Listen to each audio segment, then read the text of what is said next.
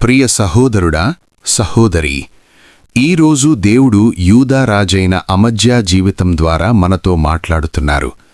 2వ దినవృత్తాంతములు 25వ అధ్యాయం. అతడు యెహోవా దృష్టికి యథార్థముగా ప్రవర్తించెనుగాని పూర్ణ హృదయముతో ఆయనను అనుసరింపలేదు. ఇది దేవుడు మనకిచ్చే మొదటి హెచ్చరిక. దేవునితో నడవడమంటే సగం హృదయం దేవునికి, సగం హృదయం లోకానికి ఇవ్వడం కాదు. సంపూర్ణ హృదయం దేవునికి కావాలి. అమజ్యా యుద్ధానికి సిద్ధమయ్యాడు.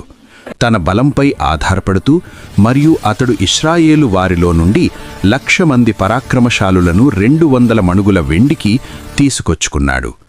ఆ సమయంలో దైవజనుడైన ఒకడు అతని వద్దకు వచ్చి ఇలా హెచ్చరించాడు: రాజా, ఇశ్రాయేలుతో కలిసిపోకుము, యెహోవా వారితో లేడు. అలాగు పోవలనని నీకున్న ఎడల పొమ్ము. యుద్ధము బలంగా చేసినను దేవుడు నీ శత్రువు ఎదుట నిన్ను కూల్చును.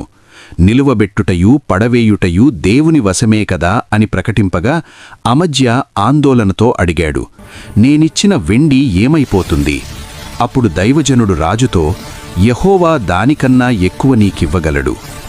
అమజ్యా దేవుని మాట విని సైనికులను పంపివేశాడు.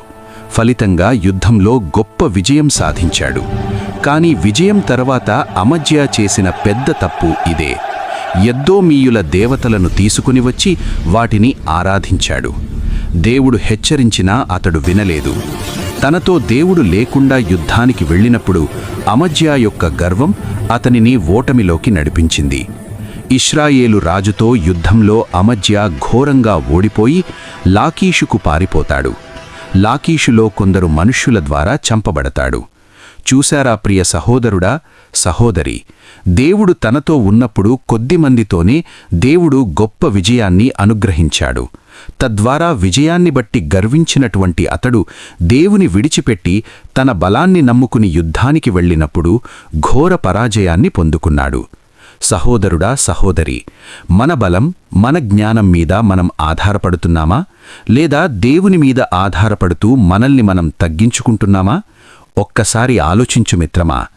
ఎందుకంటే నిలువబెట్టుటయు పడవేయుటయు దేవుని వశమే గదా.